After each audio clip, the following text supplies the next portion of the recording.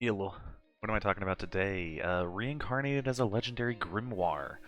Basically reincarnated as a book. I don't know why you'd want to be a book, and I don't think you'd want to be a book, but hey, it is what it is. Um, if you haven't seen these videos before, I'm going to give you a rating off the bat and then go into why I gave it that rating. I'm not really going to go into any spoilers or anything, I'm just going to talk about the series a little bit. I will say this one has some violence in it, and it's a little bit graphic, so I wouldn't recommend it to anybody, but hey, if you're okay with that, then I would say, I'm gonna give it an 8.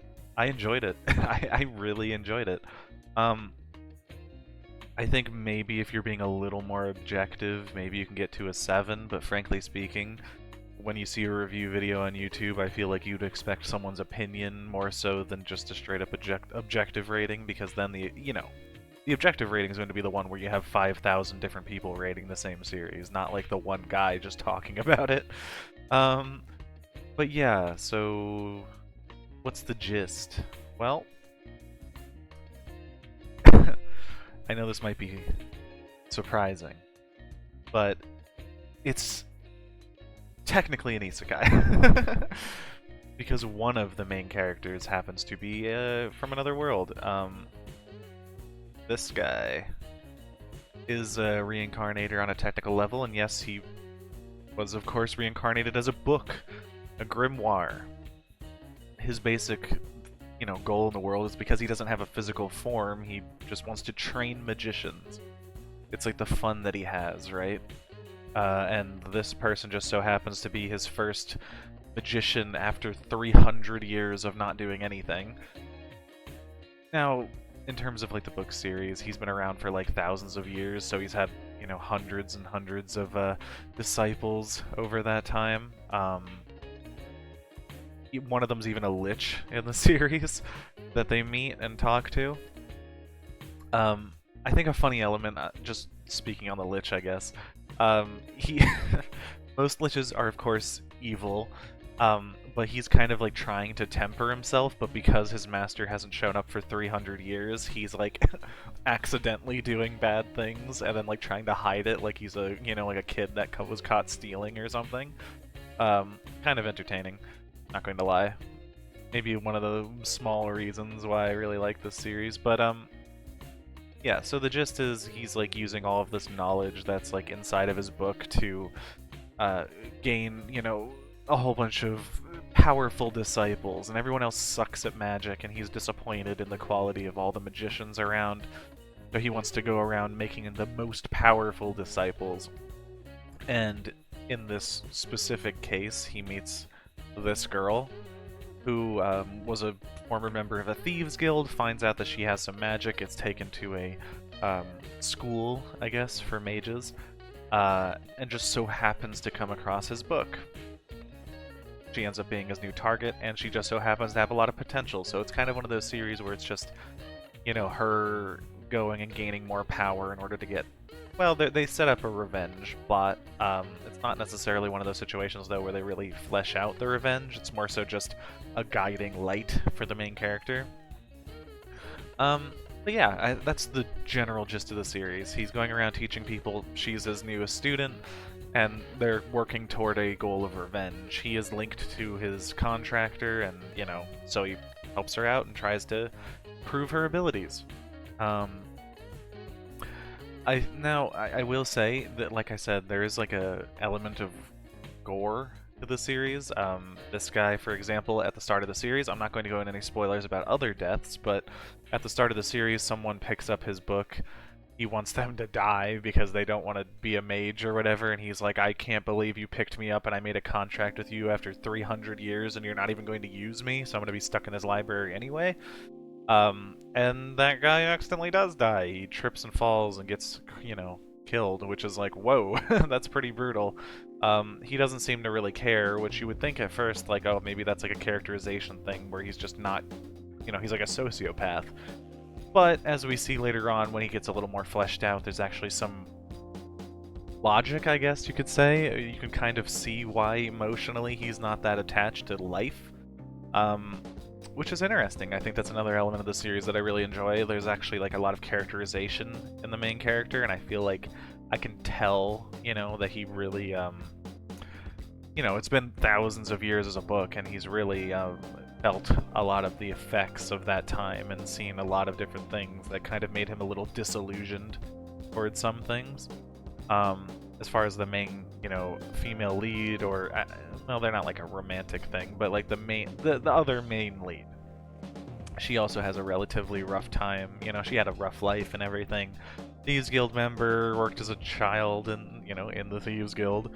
Had a really rough time overall, and now she's kind of trying to, I don't know, gain power in order to get what she, wants in terms of revenge and things like that. So I think like her backstory and characterization's also pretty good. So as far as like these two characters go, I really like their characterization, and I think that's another part of the series that I genuinely enjoy. I think the main plot is relatively just straightforward and narrow. Like, it's just, we're going to get revenge, gain more power, keep doing things to gain more power, blah blah blah, so on and so forth, get to that final point of revenge. Which is fine. I don't have any issues with that. I mean, straightforward doesn't necessarily mean bad, it's just exactly that, straightforward. So that, who cares, right? Like, you can have that. I'm not going to dock it too much for that. Overall, in terms of like characterization, I like them. The main, two leads are pretty good, I would say. There are like other prominent side characters, like this character shows up and is basically like a psychopath, a crazy mage that kills other mages, but they're all kind of played off comedically. Like, I feel like, But again, to me, it seems like surface level, almost every character is played off comedically, right? It's kind of like you have a plane, and like the first time you meet a character, it's pretty comedic. But on like the flip side of that, there's like some dark backstory, and they kind of just, jump between these two periodically throughout the story, which I mean, I think is actually pretty fun. So yeah, I mean, I think a lot of the secondary characters are relatively fun, like characters that, are fixated on old forms of magic and can only do weak magic, or characters that have like some, crazy backstory where they did something terrible and it's kind of labeling them in the future, or the male and female, leads who've had, either long histories that were very rough or very short histories that were brutal. Yeah, I mean, I don't know. I think characterization-wise, it's pretty fun. Really, I think the only thing that surprises me about this series is how violent it gets at times. Like, there are a lot of moments where a character will just get axed off. It just kind of happens, and it's normally not like pleasant. It's normally relatively gory. Like, they do not shy away from like the whole, blood thing. Like, it's brutal at times. And I feel like it's almost out of place because it's relatively comedic for the most part, but I think it's meant to like kind of enhance the silliness of like, wow, this terrible thing happens, but like these characters are just like, oh well, I've seen it before. Yeah, I don't know. I think that's a general sum up of just how the, elements of the series and why I kind of think they're enjoyable, I guess, seeing these funny things, good characterization, things like that. I guess to wrap things up, I'll just do the old SAE. What is the SAE? Well, it's story, art, enjoyment. Story-wise, personally speaking, I really enjoy it. I don't think it's a very deep story, but I think it's really well done, and I think the characterization is really well done. So I'm gonna give it an 8. It's pretty good. Art-wise, here's the thing. I really, really like the art, and I think for humanoid characters, it's relatively good in terms of designs. I don't know if I have a good shot of the main character, but let me take a little look here. Maybe you could see it here.